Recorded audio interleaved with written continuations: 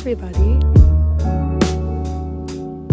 I hope you're having an amazing week. And if not, I hope today's conversation gives you the nourishment that you need, the inspiration, and the groundedness to return to yourself and the present moment.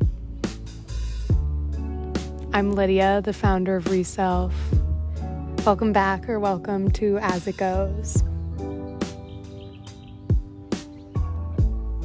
You know, we're all just figuring it out as it goes, and conversations help us along the way. Today's conversation is a foundational one, and I'm sat outside on a cloudy, coolish June afternoon. The birds are singing. They're here with us to talk about living consciously and authentically. What it is, why the two are so interconnected, why it's important, and the benefits of it, and how we live consciously and authentically, and where Reself comes into that equation. Where to begin this conversation, this foundational, elemental conversation? I wanted to ground this conversation in a little bit of a why. Why even live consciously? Why even live authentically before we get into it? A friend sent me an article in The Atlantic by Arthur Brooks, who is a social scientist. It was exploring satisfaction and why our conventional ideas of satisfaction propel us on a treadmill of dissatisfaction that is never ending, and this contrast. So I wanted to share that as our introduction to this conversation, because I think this is the ultimate why, especially in our Western culture. He makes the clear distinction that satisfaction is actually not getting what you want. And I'll explain why. So the first piece of this is that the treadmill, so to speak, the chasing of our desires, specifically when it relates to money, power, prestige, accolade, things, this creates a dopamine response. And dopamine is the basis of addiction. So this is why we chase these things, not to mention what we'll also get into later in the conversation. But it doesn't last because we always need more, which is that addiction piece. And we can never get enough of those. And if we base our ideas of satisfaction, or rather contentment, as I'll introduce, we will never be satisfied. He also highlights that if our sense of self-worth is based on success that is defined, related to those aforementioned aspects, money, power, prestige, accolade, fame, whatever, we'll be always chasing it to feel good and also to avoid feeling awful, because there is an inherent comparison to others.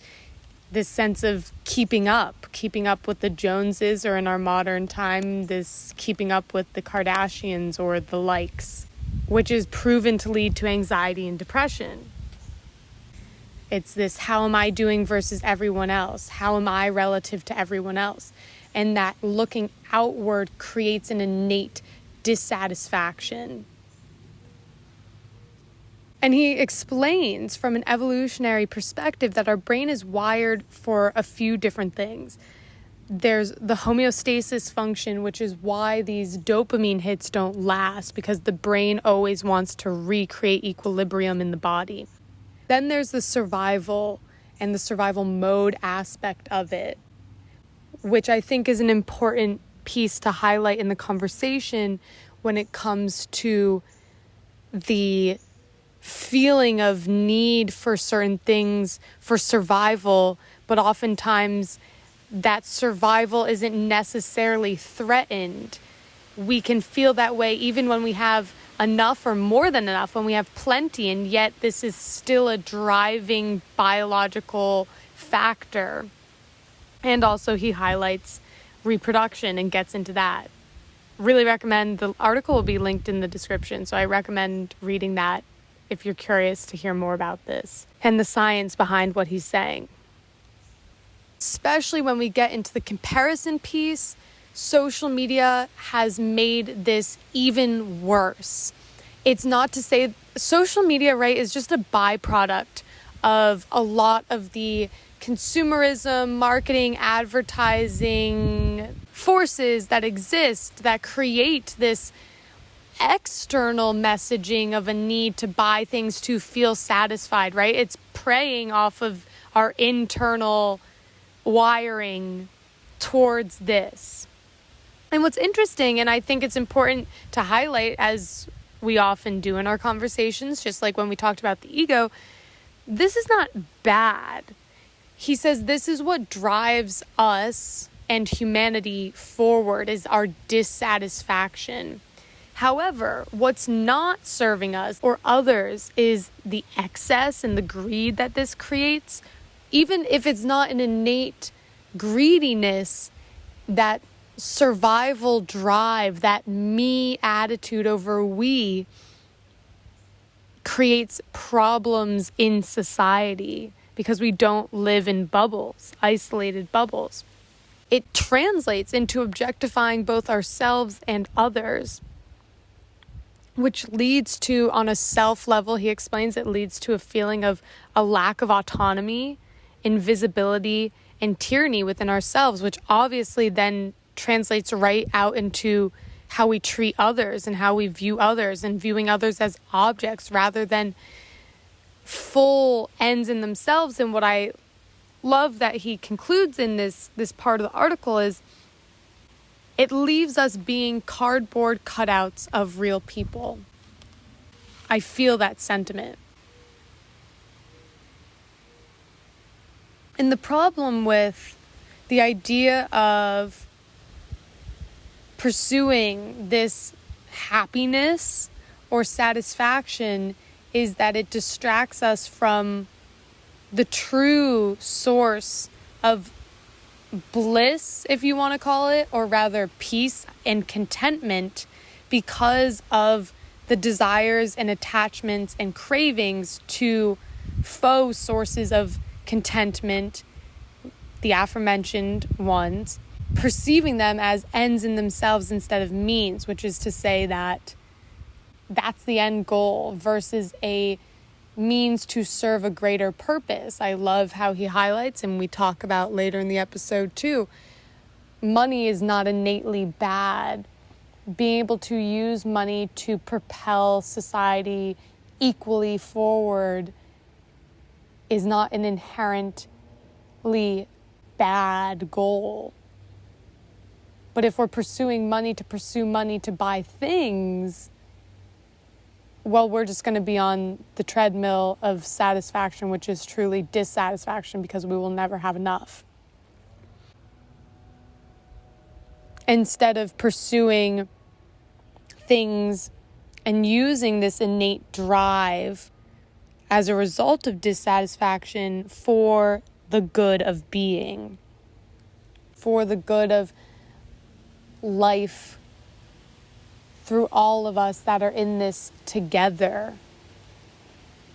So the dichotomy that's highlighted here is between intrinsic sources of contentment, i.e. that which comes from within, versus a looking outward, externally extrinsic sources. Again, those aforementioned ones. The difference, the solution to getting off the treadmill is simplicity. As we say, simplicity is complexity resolved. Instead of pursuing more to attain more, release. Work with what we have instead of acquiring more.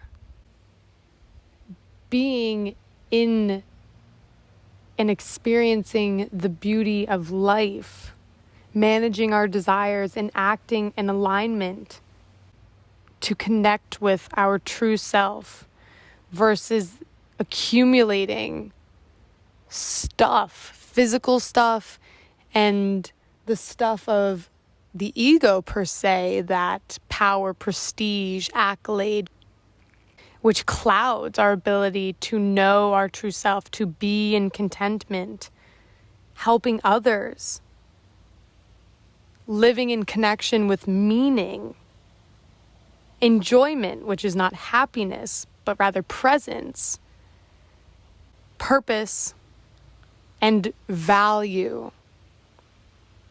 And asking ourselves how our time, attention, and resources align with those, or align with the extrinsic, and how we can shift from the extrinsic to the intrinsic and witness how that changes our life, creates more equanimity within and peace throughout our life, contentment rather than chasing the highs.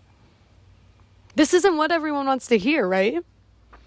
He talks about Buddhism and the philosophy of Buddhism and the truth that's in this, that has been circulating through humanity for thousands and thousands of years. And now's the time to implement it. And I'll leave this part of the conversation with this. He says, and I read from the article, work that feels more like a mission provides purpose. Travel can be inherently valuable and enjoyable. Learning a skill or meeting a challenge can bring intrinsic satisfaction. Meaningful activities pursued with friends or loved ones can deepen relationships. But ask yourself whether the attraction of your bucket list items, your goals, your vision, which we'll talk about, be they professional or experiential, derives mostly from how much they will make others admire or envy you. Those motivations will never lead to deep satisfaction. And that is why I inherently think that social media makes this a lot more difficult today, because it is very hard to discern, or maybe it's not hard to discern at all, but maybe it feels harder to step off the treadmill to see what our motivations are or be willing to admit them to ourselves. I know that when I got off of social media when I was 18, this was essentially what I had to admit to myself. I could not bear using life as a means to pursue exactly that. Admiration of others, of an image of myself, or simply using life for content. Until we sort out the inner peace and shift the inner perspective, moving away from the hedonic satisfaction equation, it's harder as an individual and through these quote unquote tools of communication and media to do that. But I slightly digress.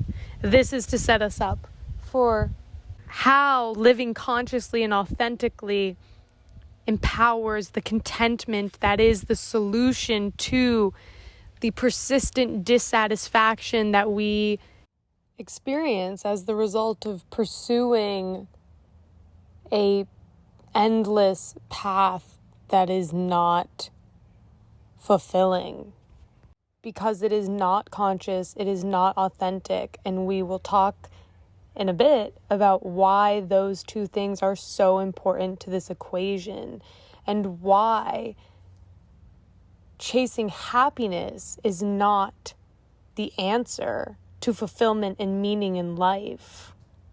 And why instead this inner peace, this balance, this living consciously and authentically is better than that, deeper than that. And what is more meaningful and purposeful and valuable about redefining and realigning with something far greater? So without further ado, enjoy. Looking at where we are individually and collectively. And as I was getting ready to sit down for this conversation, I was reminded of a conversation I had earlier in the week with a kid who's probably 13, 14 years old. In a business sense, he was asking me about an example of someone who projects a certain image about the money he makes, the luxuries he has in his life, the girls that he gets, and using that image to make money and sell his business, essentially. And he was asking me why that works, trying to break it down for himself. And I said, we're programmed through media, whether it's social media or traditional forms of media and culture, to believe there are certain standards of living, certain strivings that we should have, certain paths of quote unquote stability, of success, images of success. And that example was him capitalizing on those pre-existing images and ideas that we can be conscious or unconscious of that are going on in our heads.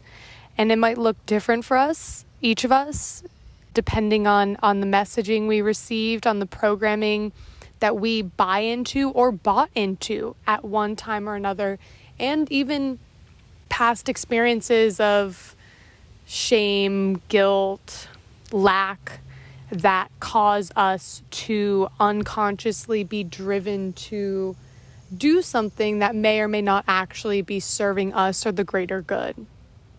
So I say this to give us the example of the contrast, because in the contrast, we can understand what is not conscious, authentic living, so we can begin to discern for ourselves what is conscious, authentic living, because we're going to talk about, again, those foundational elements and pieces of it that apply for everyone.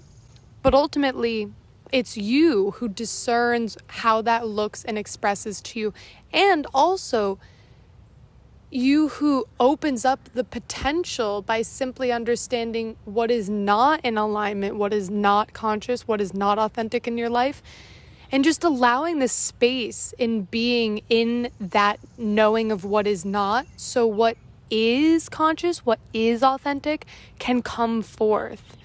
Because we limit ourselves when we're in an unconscious, inauthentic state. It's kind of like a bubble around us that constricts our limitless expression and potential.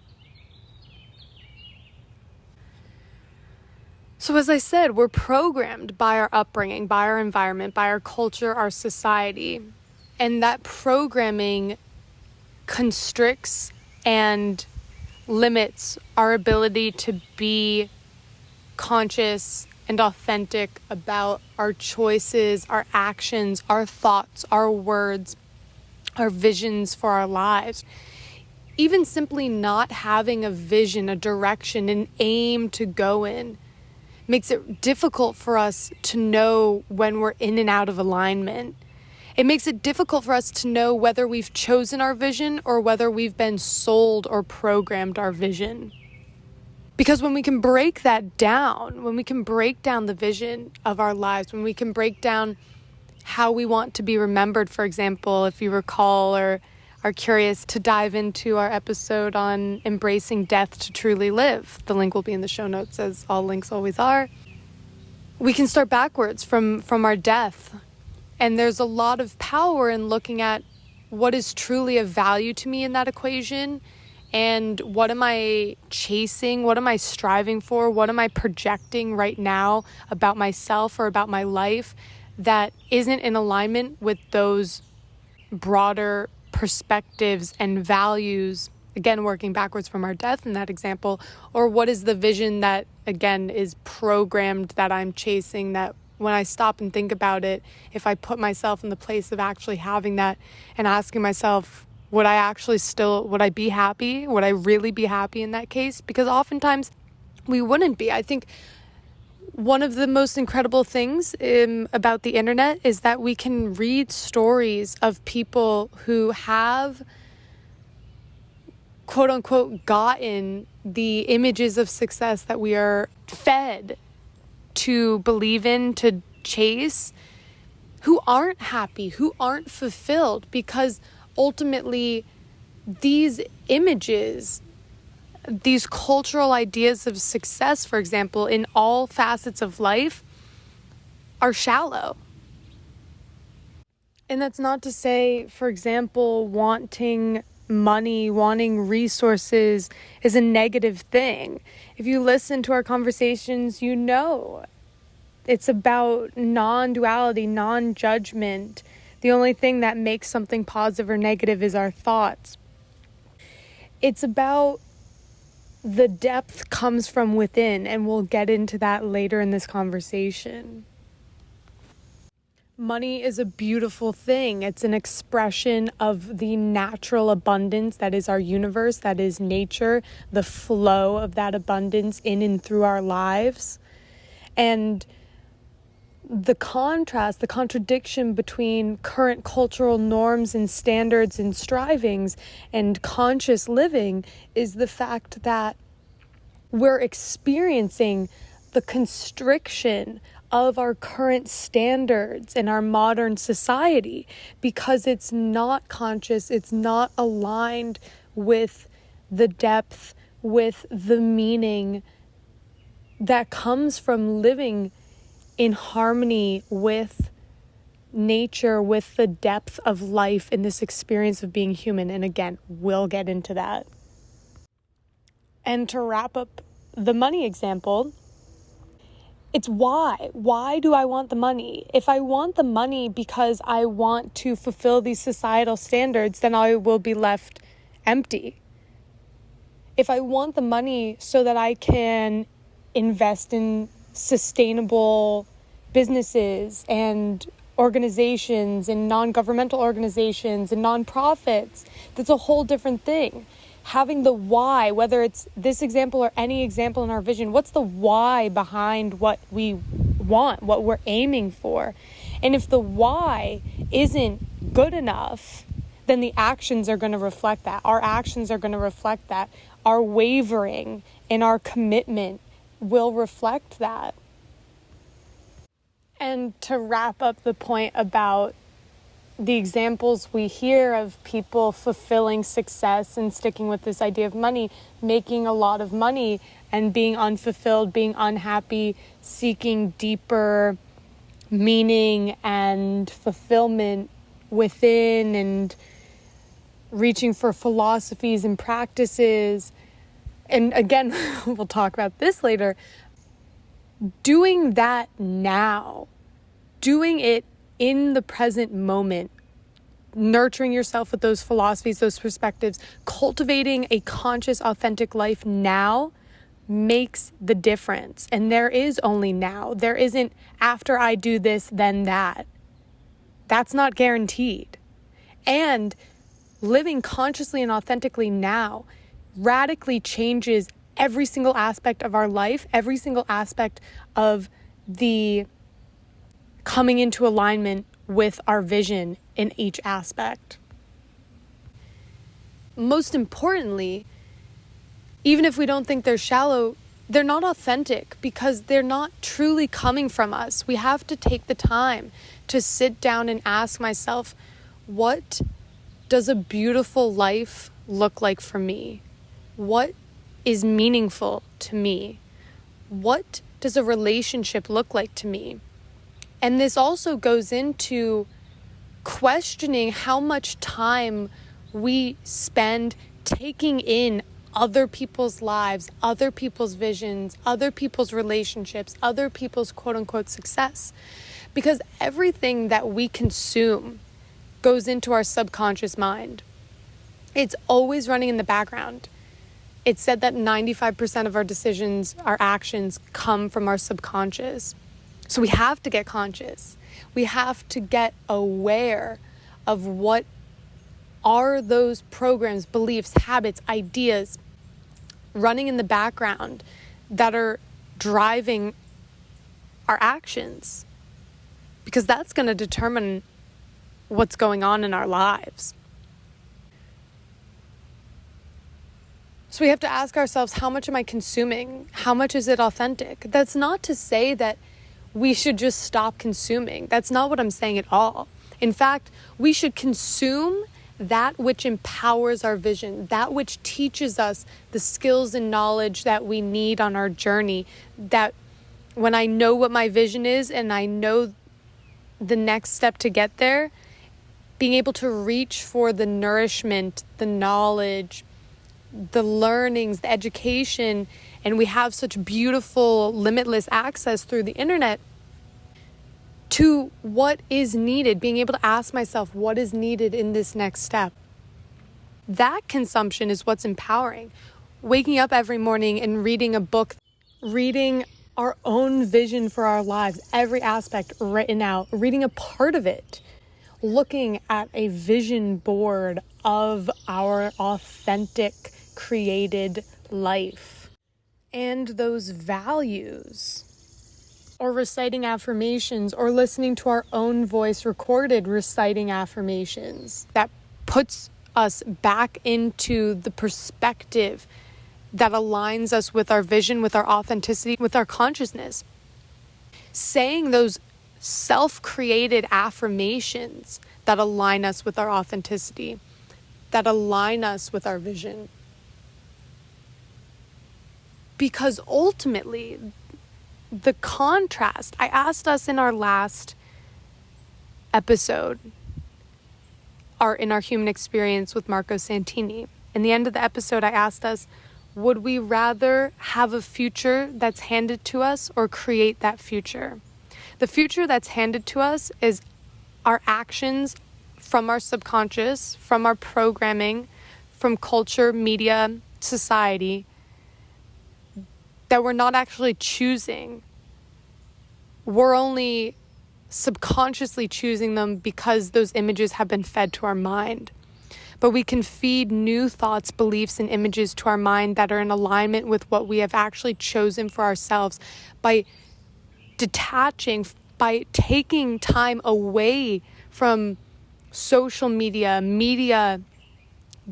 being with ourselves, being out in nature, or simply being in stillness and silence with ourselves and taking the time to ask these life-changing, valuable questions that we so often don't take the time to consider, and it makes all the difference in our lives. Because ultimately, and I love this idea from Clarissa Pinkola Estes, the hand-built life is where fulfillment and meaning comes from. The hand-built life is synonymous with the conscious, authentic life. It means to have created by hand each step and aspect of our lives, consciously choosing rather than being fed it. And that's where the fulfillment is. That's where the meaning is. Otherwise, what is meaningful about striving, chasing, following a path that's been handed to us? So often that's where we find discontentment, frustration, depression, anxiety. And it's not to say that it's easy. Life isn't easy. Life is suffering. And life is beautiful and profound and meaningful and so rich and deep.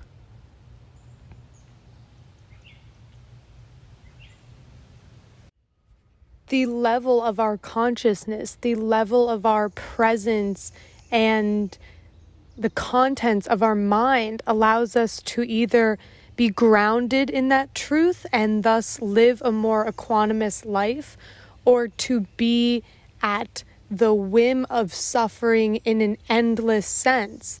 From the equanimous place, we are at peace with impermanence. We flow and dance with it. We can be crying from the harshest of pain and realize that this too will end, and thus be in that pain and see lessons, see gratitude, in the same way that then we can be in moments of joy and understand this too will end, and thus here I am fully present to this experience, and neither is worse or better. It's being able to embrace the wholeness that is the human experience. And when we can embrace the wholeness without preference for one or the other, that is when we are free, because we are no longer chasing or striving or resisting or persisting at something over the other. It is all equal. It is all of value. It is in our choosing our path, our own way. Carl Jung reminds us, there's only one way, and that is your way. There's only one salvation, and that is your salvation. Why are you looking for help? Do you believe help will come from outside? What is to come will be created in you and from you.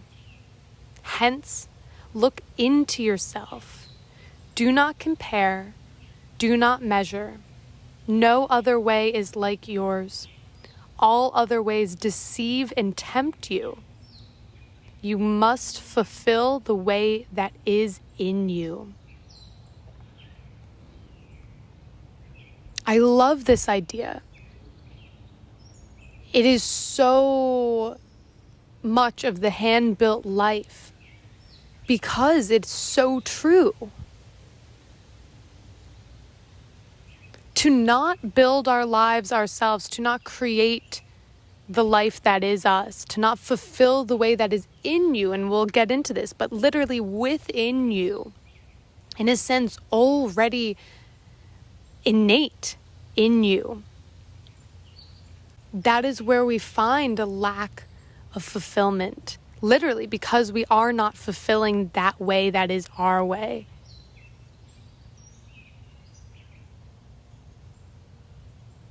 It emphasizes why it's so important to spend that quality, valuable time alone. If that resonates with you, you can explore part 1 and part 2 of the value and importance of time alone. Those episodes will be linked in the show notes as well. So now we get into the truth that to live consciously and authentically is our birthright. Why? Because we are consciousness. We talk about this in the mindset workshop. You are not your thoughts. You are aware of your thoughts. Hence, you are awareness. And what is awareness? Awareness is consciousness. And when I say that, I mean the force of consciousness. Not simply just being conscious.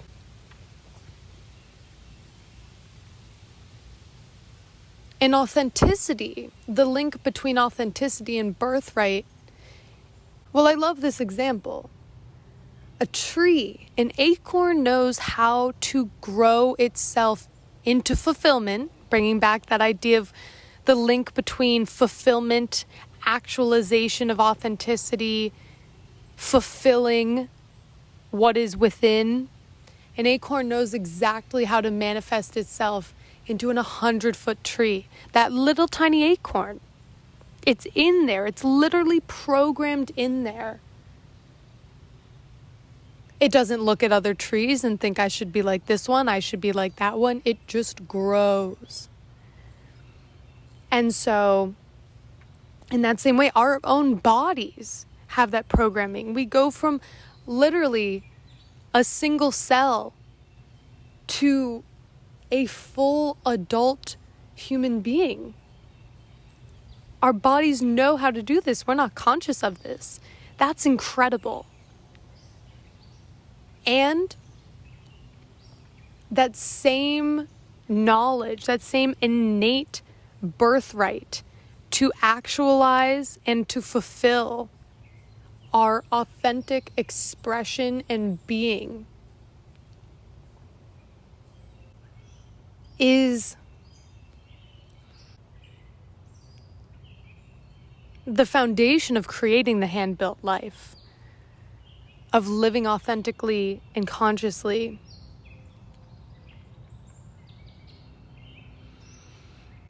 There's a sense that we have innate gifts, curiosities, interests, passions, purposes, talents. They're raw. They're within. They're that raw expression. We can think about the tree image. If we were a tree, we would simply grow into that expression. However, the complexity of being human means that not only is there the added dimension of, well, okay, speaking in the education system in America, the education system doesn't support the actualization and development of each person's unique talents and interests and gifts and la la la. It's just how it is. It's the cookie cutter system. We haven't created a better one yet. Then there's also a benefit to the diversity that exists within the human authentic expression. Because when we get to talk to people with different experiences, different journeys, different authentic expressions, their learnings, their experience, and we can learn from each other. That's part of the beauty of the being in community in this authentic and conscious way. And that's the difference between, as Jung says in the quote we dove into, comparing and measuring. There's no comparison and measurement. It's what's your experience? What's my experience? What do I get to learn from you? What do you get to learn from me? How do we add and create something better simply by being both authentically together? Instead of wishing you were more like me and I was more like you. Along the same lines of birthright, it's what we're meant to be in this human experience. We are a human being. Being is being conscious. Being is being ourselves. To be able to be ourselves and be conscious, we have to put down the comparison and the measurement and the consumption of others in a way that constricts, negates, and antagonizes our authentic being and being grounded in that. Which then brings us to presence and the importance of presence in this equation. Being present is living consciously. Or rather, It's sort of like the square is always a rectangle, but the rectangle isn't always a square equation. Being present enables conscious living, but it doesn't always equal conscious living. Conscious living always equals presence. And when I say always, again, I'm speaking in a gray term, right? Because it's not always easy to be fully present, especially in a world that is not conscious, that is not present. So our presence, our full presence in the here and now is what is the foundation for conscious living. It is what enables us to begin to sift through the programming, to sift through the inauthenticity, to reach conscious living, to reach authenticity. And reach isn't even the right word, because in presence, we experience the eternal now. Have you ever been present, fully present in a moment, and time feels like it doesn't exist? I think it's really funny that for me, I have no sense of time. And I think it's this innate thing that's kept on with me through childhood, is I really just don't have a sense of time. And I think we can relate to that. Think about that. Think about when you were so present in a moment that you had no sense of time. That's the eternal now. The past only exists in our memory, in our mind. And when we speak it outside the space-time continuum, everything exists all at once. So I think what I say that is to be grounded in the present moment, conscious and authentic. We can actually sift through the past and our own buttons, triggers, inner thorns, painful experiences, and actually reprogram our relationship to them so that it's sort of like rewriting our story in the hero's journey voice, which would then look like all of that suffering, all of those experiences were actually literally part of our story and our journey to being the hero. And that in and of itself is a shift in our lives that is incredibly potent and empowering. Instead of being the victim, we become the victor, we become the hero. And each one of us can be the hero of our lives. And I might even go so far as to say is meant to be the hero of our own journey. I think part of that is where this cultural idea of becoming the main character of our life begins, but it's much deeper and it's much more meaningful than just being the main character. There's nothing selfish about being the hero of your journey. Watch how rewriting that narrative and understanding that character arc changes drastically the ways in which we show up for our lives, for each other, and what we are willing to put energy towards in the most positive, impactful way. To rise into that role that is innate within the conscious, authentic living allows us to see each experience as a lesson, which is also part of this equation. And it allows us to look at those difficulties as, yes, and those had to happen. I can even go so far as I'm grateful that they happened, because I'm grateful for the lessons that they taught me, and the lessons that they taught me by learning from them instead of simply being stuck in the negative, dense energy of them or blocking them out. They now become clear almost meaningful steps in my journey. And that's obviously not to say that that's an easy thing to do. Again, right? Life isn't easy. Suffering is real. Painful things happen to us.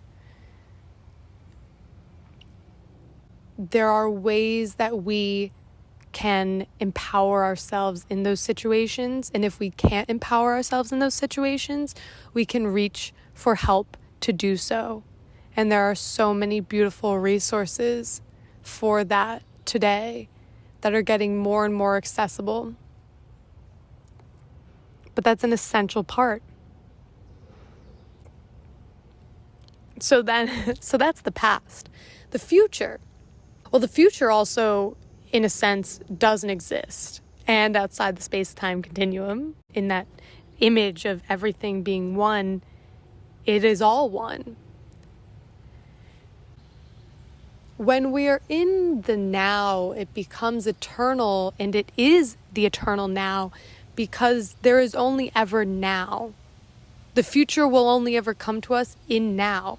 So when we're in presence, when we're present, we receive, we experience in fullness, in the depth.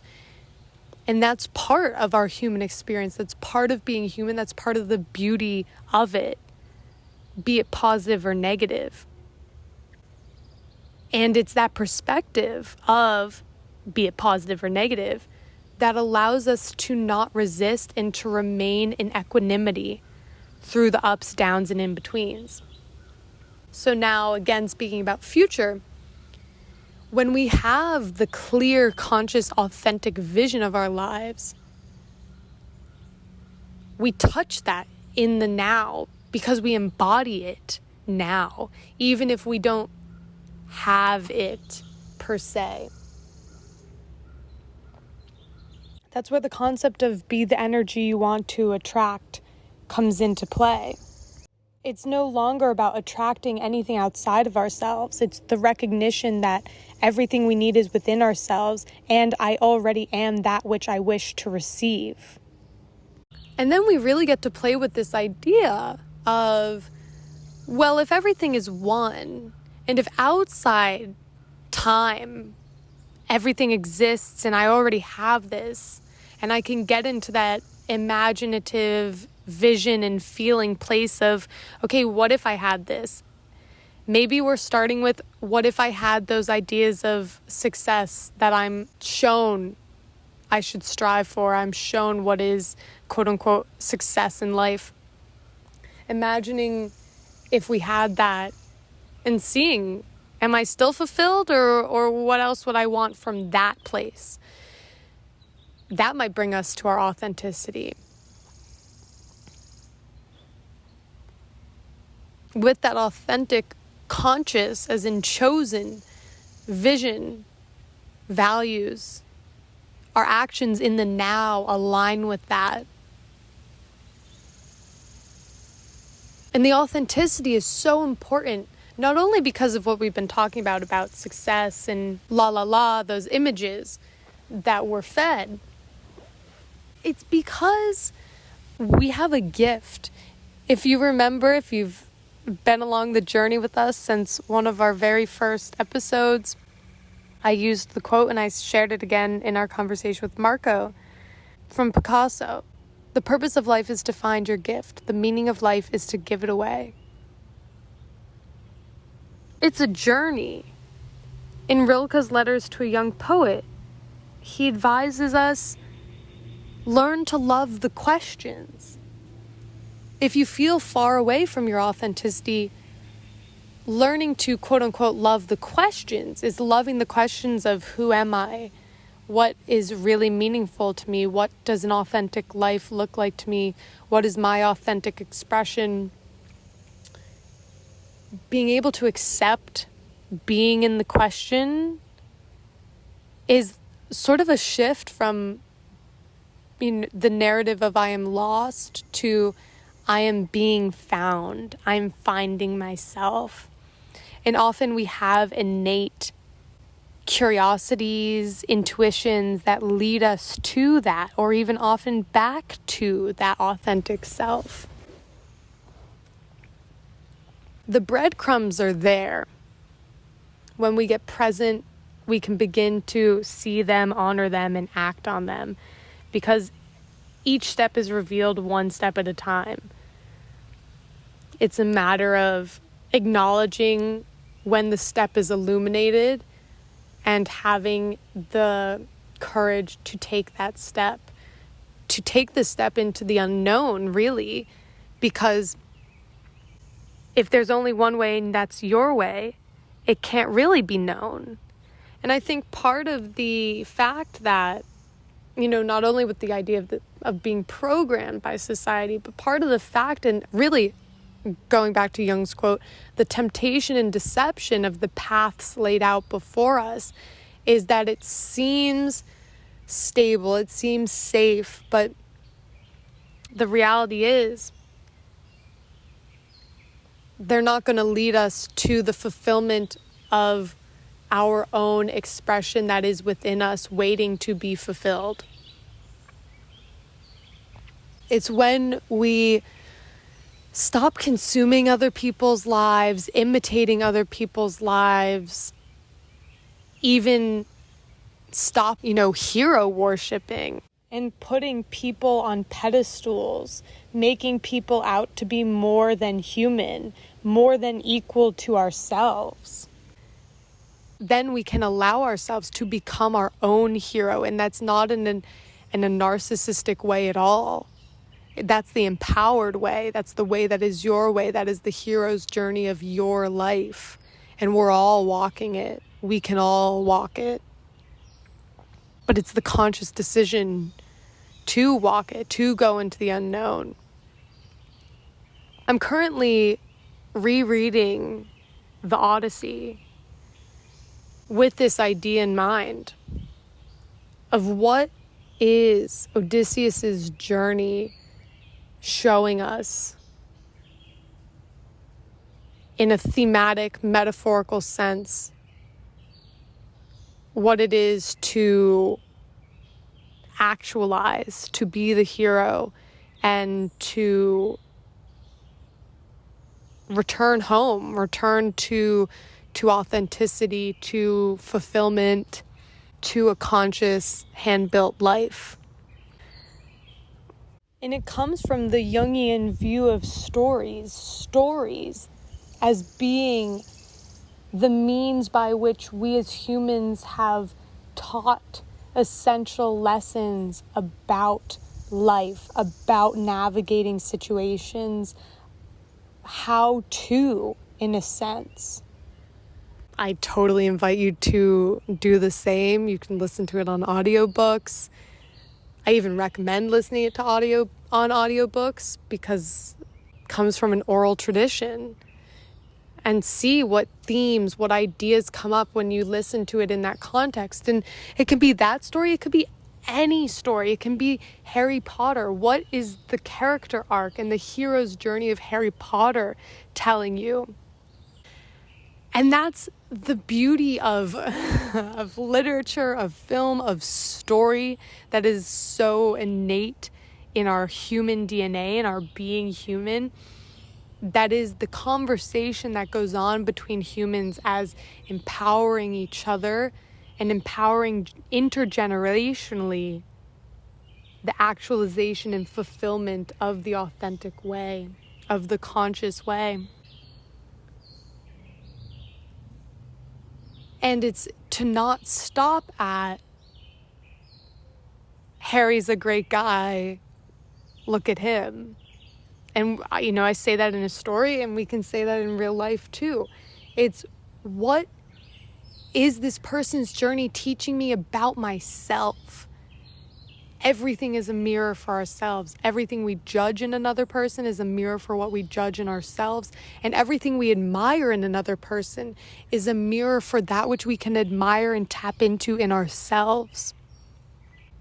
But it's the choice to go the extra mile, to, instead of following, to be. And it's not to be as in to then project the image of. It's to go within, discover that within, go on the journey within to actualize that part of ourselves. It takes time. But what's more meaningful and fulfilling than that?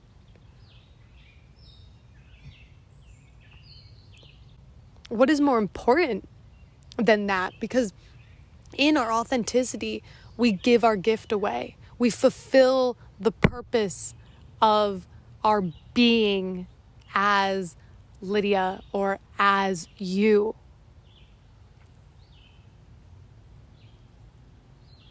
And ultimately, we are able to live in harmony by honoring the truth of consciousness within and throughout ourselves. In that example that I just gave, honoring the truth of our interconnection, of our oneness, of our uniting network of consciousness between us all. The fact that everything, literally everything, is the manifestation and extension of creation itself. Living consciously and authentically grounds us in that.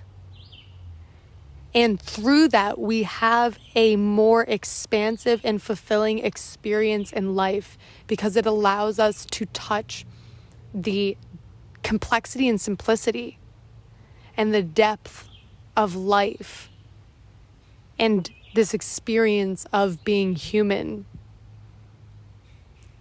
And clearly, if that's not in more contrast to the norms of culture and society today, I don't know what could be a more evident point to why this is of value.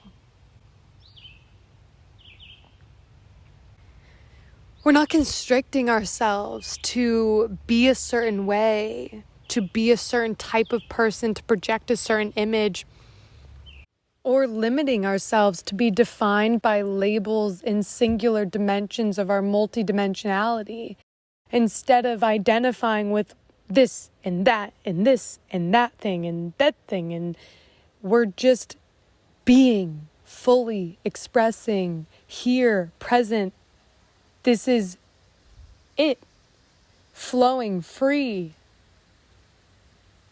I'm reminded of conversations past that I've had about this idea of I'm this way at work, I'm this way with my family, I'm this way with this and that.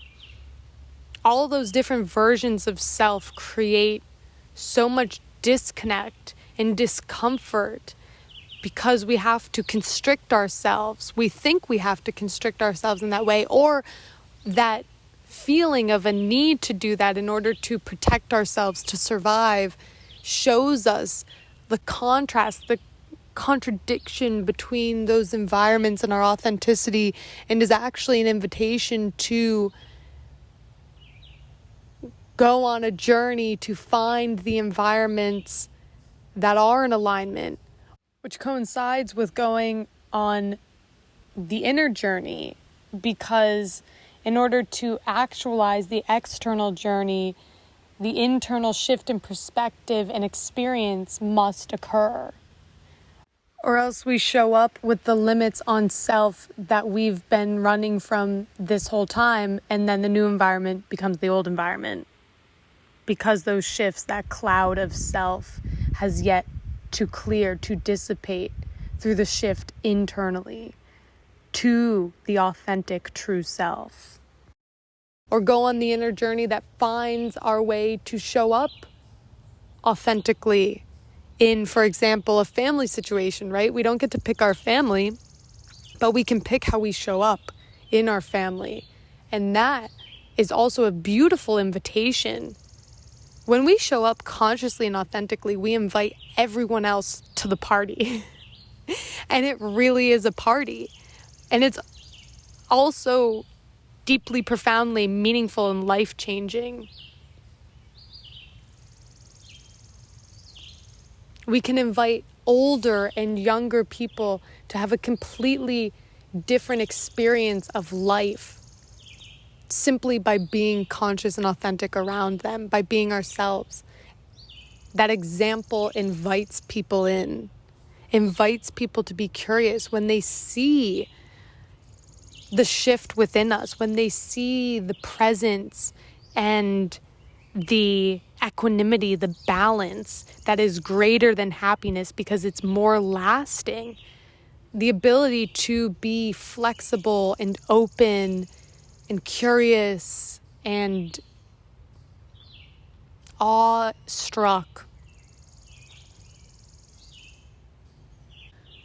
I shared this idea with someone last night, and I love this image, which is being grounded in ourselves consciously. So that's authenticity and consciousness, allows our expression, the channel of life through Lydia, to actually fully flow and experience. Because as consciousness, we are both the creator and the experiencer, and that's a really beautiful thing. And it's not woo-woo at all, because again, I'm the experiencer. I experience my feelings, I experience my thoughts, I experience my world around me through my senses, and I also create. It's the hand-built life. It's creating in the moment. It's being a steward of the environment, planting a flower, planting a tree, creating a piece of art, creating a bench, a bookcase, creating a meal. So maybe now you can start to see all the ways that we truly are the continuation of creation and the continuation, or simply consciousness, because we're also conscious of what's happening.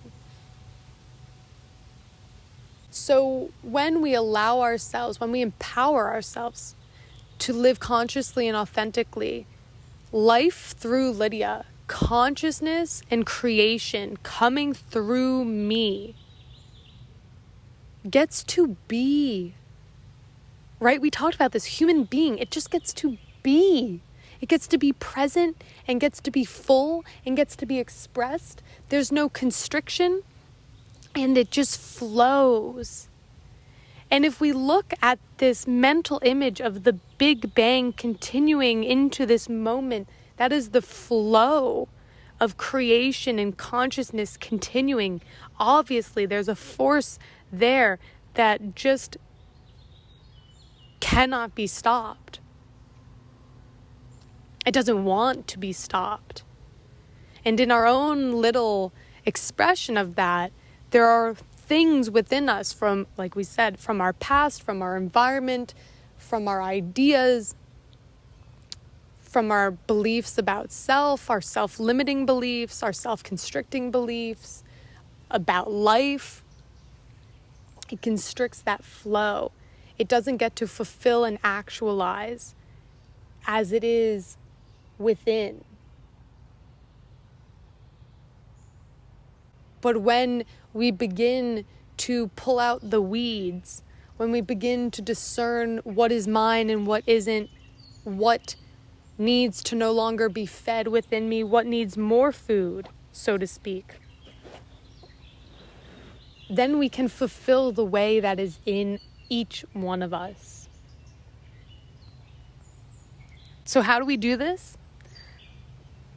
Ultimately, as I've highlighted already, this is how we transform our lives. This is how we actually continue to evolve, using that same image of the evolution of creation, of nature, of animals, of being. The force is in there. The evolutionary force is also within us as a being.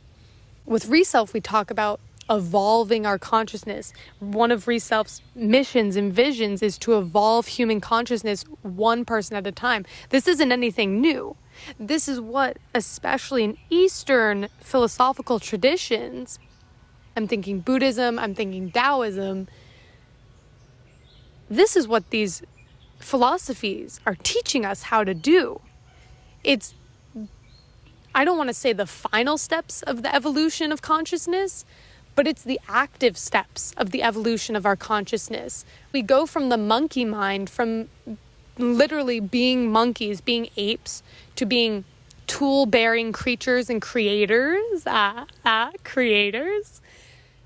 to more variations and evolutions, technology, the internet, this whole new piece.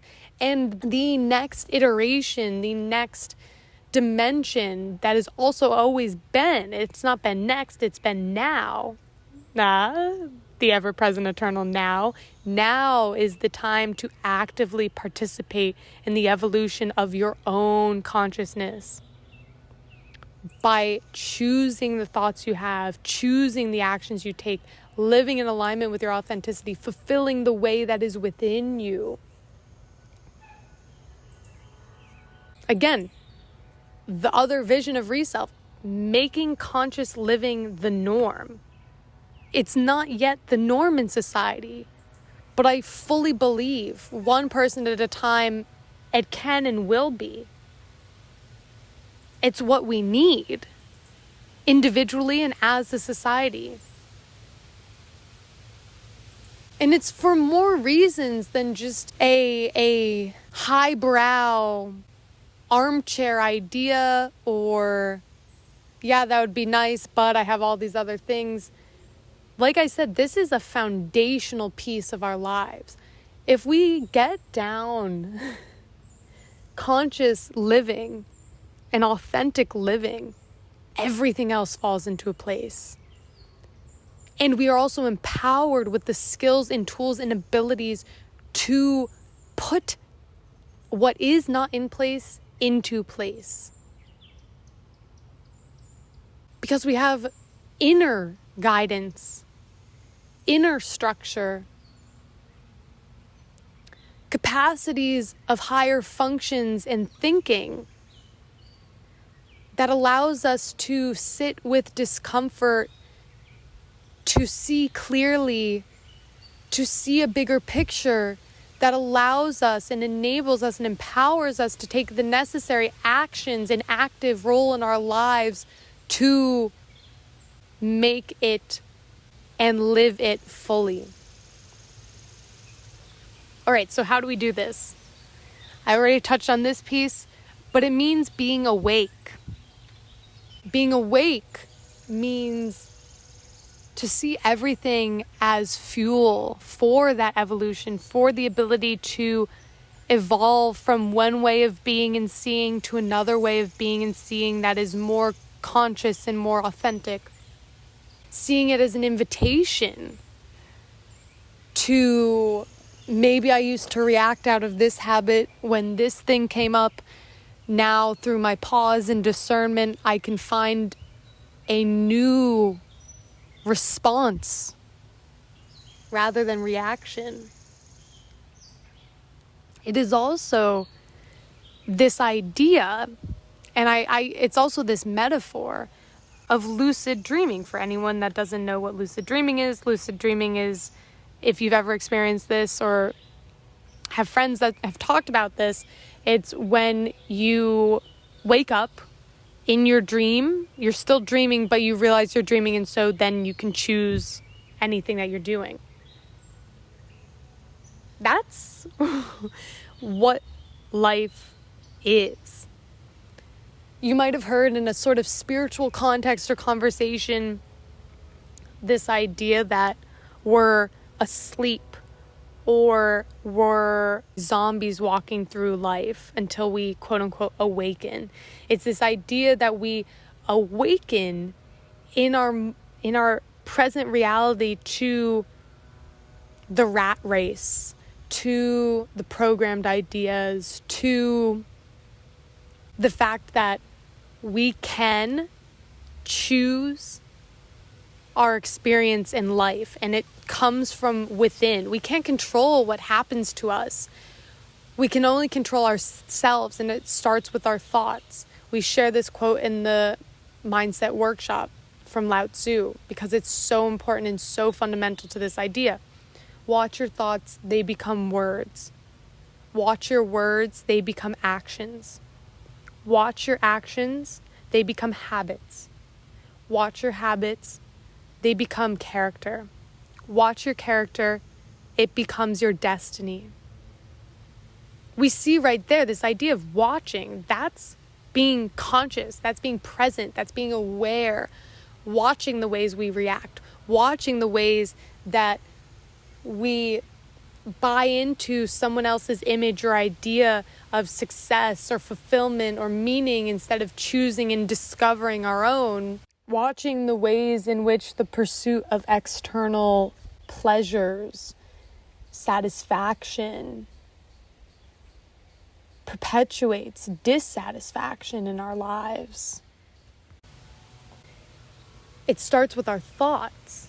Literally, we see through that equation how our thoughts become our destiny. We see each step of the way. When we intervene and consciously and authentically make each step our own, then our destiny becomes our own.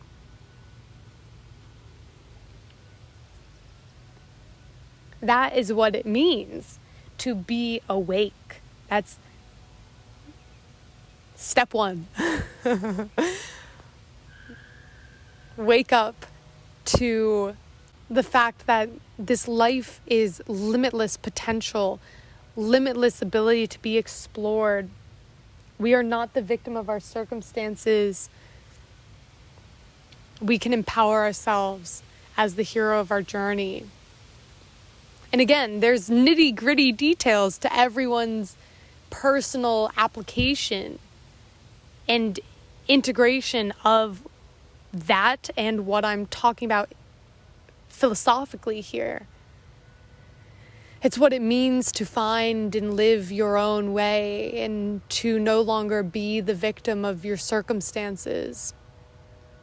Because so long as we limit ourselves to the negative thinking and victimization, our experience and expression becomes limited to that.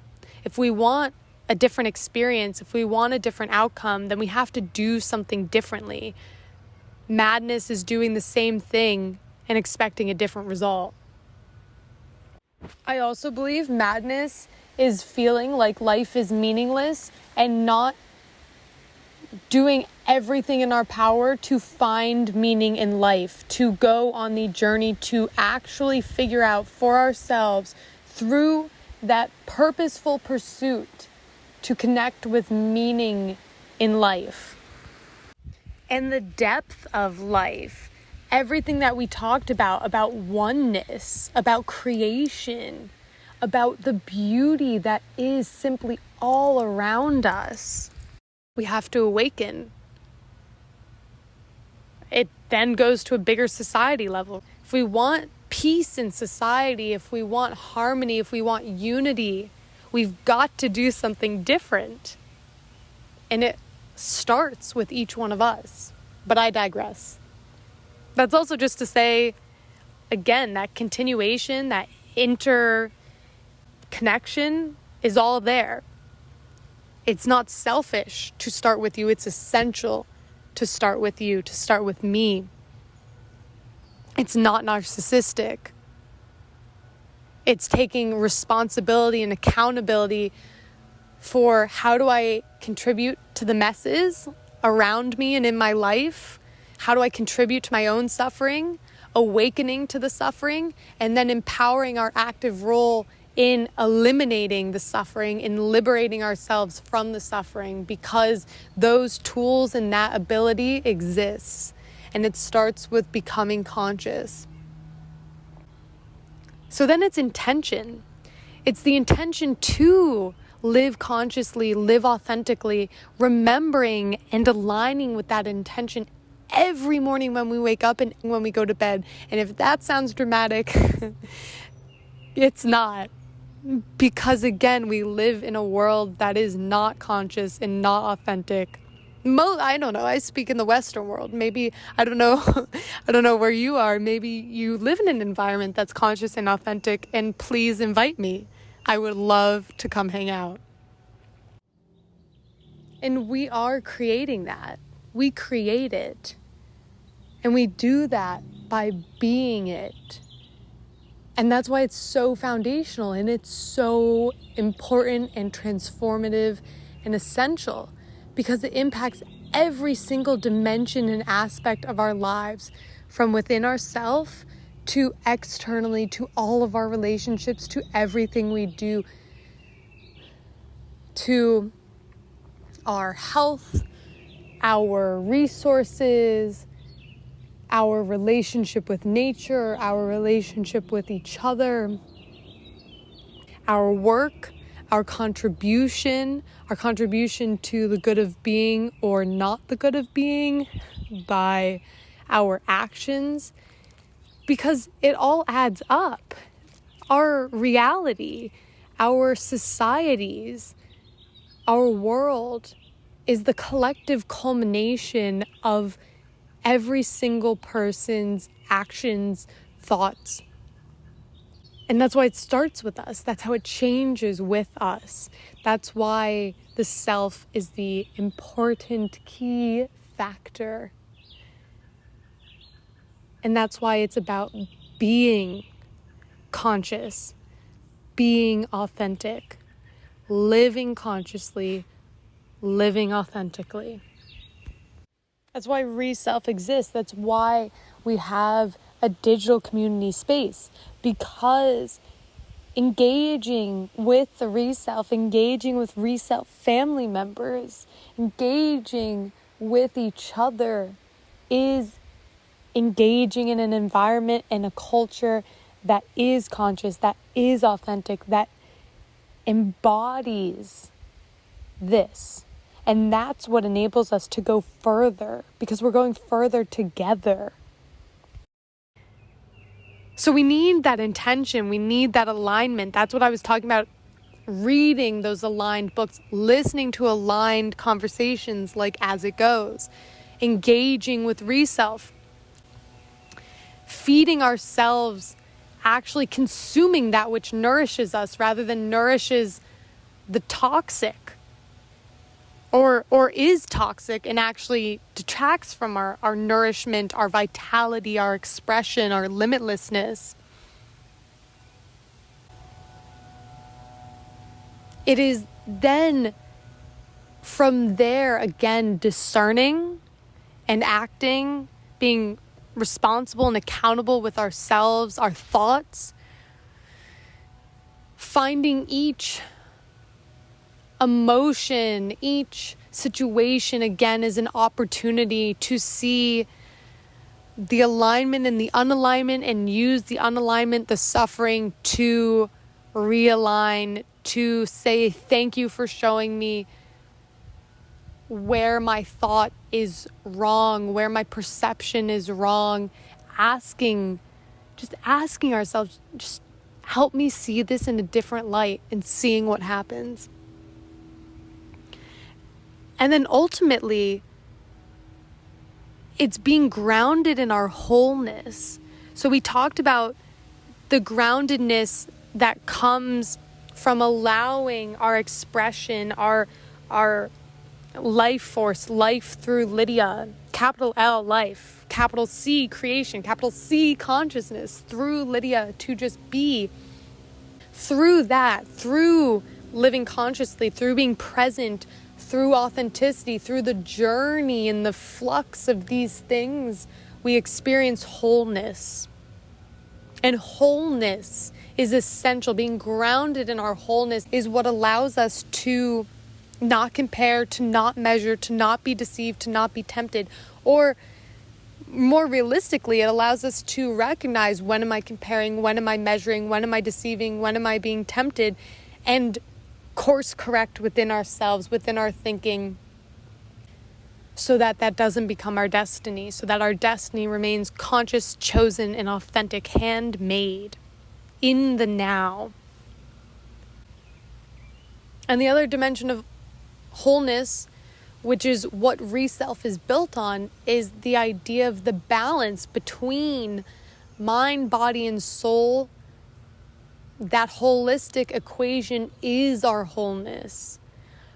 We break them down in order to see, how can I nourish, how can I enjoy each of those aspects, how can I express.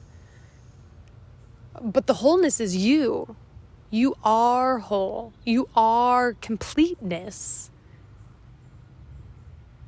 And it's the choices that we have, from our thoughts to our actions, to our habits, to our words, to our character, to the authenticity of our character, that allows us to experience that wholeness instead of constrictions and limits on it, being grounded in it. And that comes from being grounded in ourselves, spending conscious time alone with ourselves, not consuming, so we actually consume our own thoughts and our own wisdom and our own ideas, and we can act on our authenticity rather than reacting to what is around us. Because then that's how we create. And it's the act of creation that makes the handmade life, that allows us to fulfill the way that is within us. And when we create individually from that place, we can come together in authenticity, in each person's unique authenticity, and create something even more collaborative and expansive, because it's those limitless, free, authentic forces and expressions of difference of the same life force, capital L life, flowing through each one of us, creates, co-creates, collaborates for the good of being through the individual expression of each one of us. That's the beauty of contribution. From there, that stillness, which is a daily practice, right? Just like our intention, grounding in the stillness, in the being, feeling the subtle vibration of our living body, which knows exactly the functions to do without us even knowing what it's doing. That cultivates a lasting peace from within, the peace and harmony, like we talked about, of simply yet profoundly being. And it's simple because it's within. Everything we need is within us. The complexity is around us. But simplicity is also complexity resolved through the groundedness within, through the harmony and peace that comes from that, from our authentic conscious expression and living. The complexity can be resolved by our own actions, by our own discernment, by our own alignment. And it starts with self. It's why Reself is called Reself, because it's about the self. The self is the core of our experience. I can't be anyone but Lydia. I can't have anyone else's experience of life but Lydia. I can inquire about others' experience. I can empathize with others' experience, but I'm just in Lydia's body.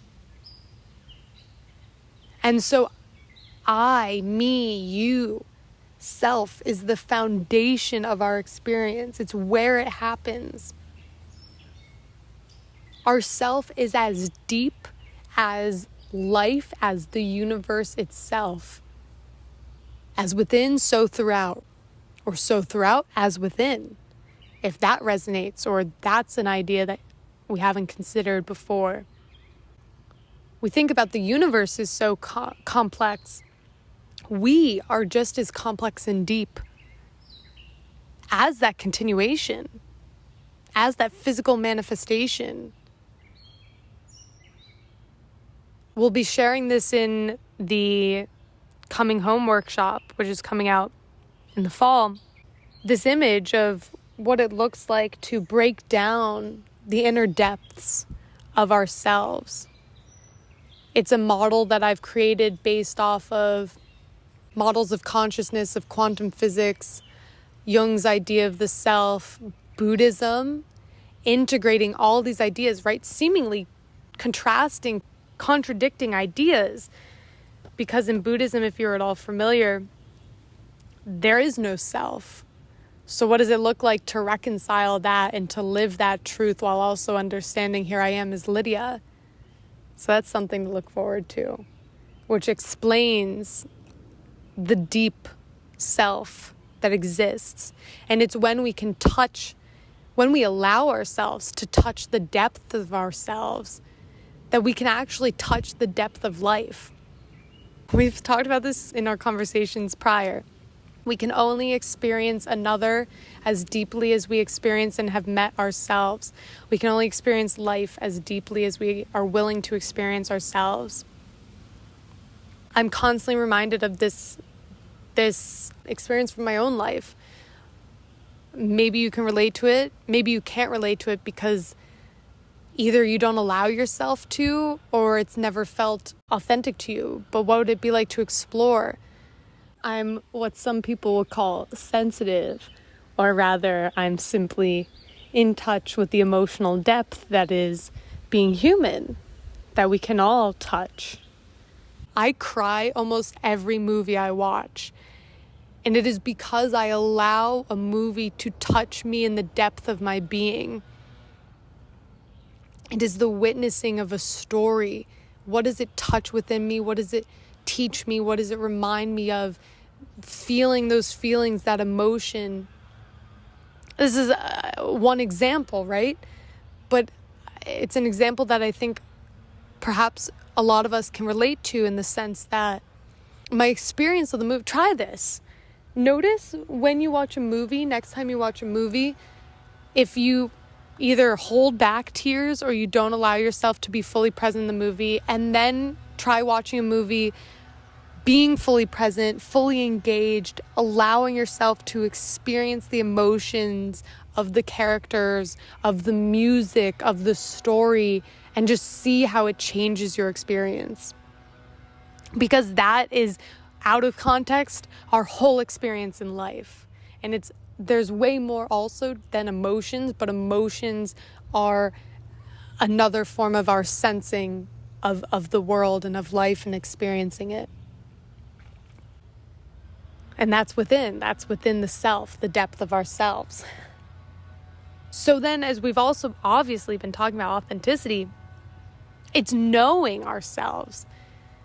Aristotle, knowing yourself is the beginning of all wisdom. All wisdom starts with knowing ourselves. No one can teach us about ourselves, but our willingness to know, sit with, discover, inquire, follow the inklings, the breadcrumbs, the intuitions, to discover ourselves. Again, we're not taught this. This isn't the modeling of culture and of society, specifically in America, but generally in the West as well, which is as far as I can speak to.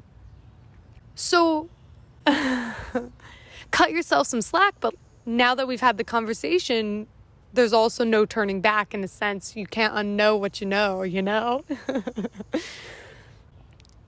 Being willing to and understanding the importance of self-discovery, or simply discovery through self, is that foundation for our ability to walk our own path, to build our own life. Because this is how we trust ourselves, and trust in ourselves is essential in order to walk and fulfill our own path, the path that is this self's path. If having a vision for your life doesn't resonate with you, then trust yourself. And if you can't trust yourself, it's likely because your actions aren't in alignment with your authenticity. And what you know, that's what I mean by saying once we know, there's no going back from that awareness and knowledge. That is what propels a discomfort that's actually empowering, because it propels the unalignment between action and what we know to be true but we are not acting on. And it's that discomfort that actually can empower us to take meaningful new change.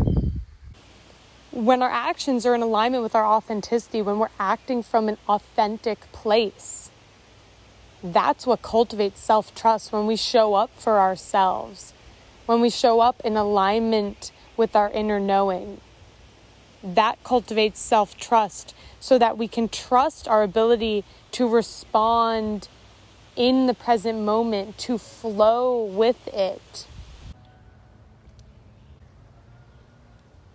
And again, it's the ever-evolving experience of being alive is evolving within ourselves. We are never done evolving. Till the day we die, we can be evolving. And it's such a beautiful contradiction with the idea of aging, this idea that can't teach an old dog new tricks. Actually, no. Neuroplasticity and neuropathways show us that throughout our entire lives, we can constantly form and build new neuropathways, which is to say that you can teach a dog new tricks and you can continually evolve should you choose to. So again, that's one example of what's my vision of aging that's just not authentic or not even right. And how does that have real implications? Because to have real implications, and I'll stay with this example of aging, to truly buy into this idea of the cultural context around aging, around settling into, I don't know what, I'm like 24. I'm not going to speak to this, but there is truth in the fact that when we get so settled in our ways, okay, this is what I will say on this. When we get so settled in our ways, that's when we stagnate, and that's when the life force, right? Life through Lydia, creation, consciousness does not get to continue to flow. And that's where stagnation happens, and that is the opposite of evolution, the continuation of creation. It wants to continue. And at the same time, we spoke about this a little bit with changes on a larger picture, changes within from family to community to nation to world, start from simply us, one person, one individual. That's why Reself focuses one individual at a time. Self-evolution for the good of being. We can contribute to that direction, to the good of being. I encourage you to explore the episode on self-evolution for the good of being. That's linked as well. Ultimately, to wrap this up, because I said we would also touch on Reself specifically, this is why Reself exists. Because we need the community, we need the nourishment, the practices to empower us on our own journey. We might listen to this and think, building a handmade life, following my own way, that is my own way. You might be right, Lydia, but that's so hard. Like, I can't go against the grain of what I've been programmed, of what is, and also do that. So that's why Reself exists. So that you don't have to resist anything. You can just be. And be is flourishing. Reself allows us to flourish by creating the environment and the nourishment and the tools and the structure and the engagements that allow us to walk our own path, to build our own lives, to discover our authenticity and continue all of that in the most easeful, equanimous way. And that is so valuable. It's so important. Because then we're not going against a grain, we're not rowing upstream. We actually get to flow. We get to go with our own flow. And truly, Reself, I am grateful and honor that opportunity to be a part of your journey, to empower you, to be in community with you through the Reself community space, which you can access. The link is in the description. Workshops, live group workshops. We'll be announcing those in the future to come. You can sign up for the wait list and always make sure that you're on the wait list for the next updates on different workshops, live groups. These conversations and Recalibrate, which has been reborn and is relaunching in the next few weeks. So stay tuned, get excited. If you're listening to this after that, go check out Recalibrate. Let's leave it there. So go forth, flow and flourish. I hope you have an incredible week full of insight into yourself from within.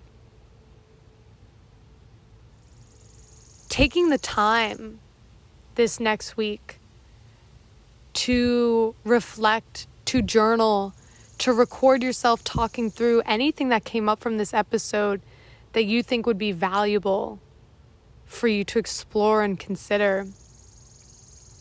Whether it's the vision of your life, whatever, everything. Because ultimately, when we look at each and everything, that's what makes the shift. When we are willing to sit down every time, every opportunity comes up that was a difficult experience or a triggering experience, and taking the time to sit with it, explore it, break it down. There are 2 beautiful practices in the mindset workshop in lessons 3 and 4 that guide us with ease to explore in those moments, to explore discomfort and to get unstuck through our own guidance, through our own knowledge and wisdom. That makes the difference, because then they're no longer building on themselves, and we can actually take down those blocks and barriers to the flow. And to circle back to our friend talking about contentment in the beginning, he invites us to take a shot at free will and self-mastery, because, as he says, with determination and practice, we can find respite from that chronic dissatisfaction and experience the joy that is true human freedom. And I would even add the joy that is being human, present, engaged in the incredibleness that is life on earth. So that we flow and flourish, baby. Have a beautiful week. Bye, everybody.